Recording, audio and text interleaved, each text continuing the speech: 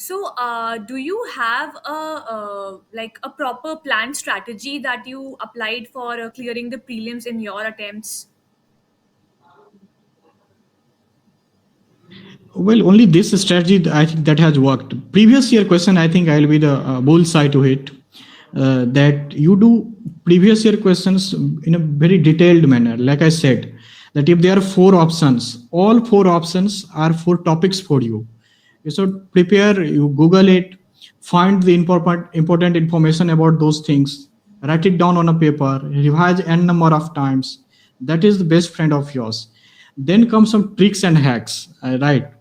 So again, this is the application of the knowledge that one garners in the process. So for example, I'll give a very imaginary question, right?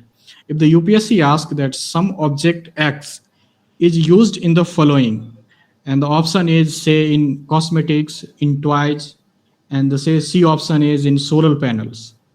So if I don't know anything about what is X, even if I have to, I'll attempt this question and I'll mark option C, that is solar panel, because in the UPSC syllabus, solar panel comes under renewable energy. That is part of the UPSC syllabus.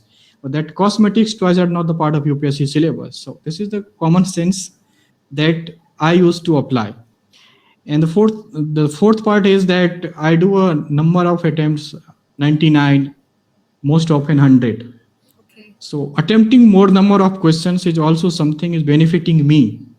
So I advise also my friends to take risks. If you don't take risk, there are people who will take and they will qualify. So it is better to take risks. That's right. So, take risks during the practice, sweat during the practice, so you can win the battle. Yes.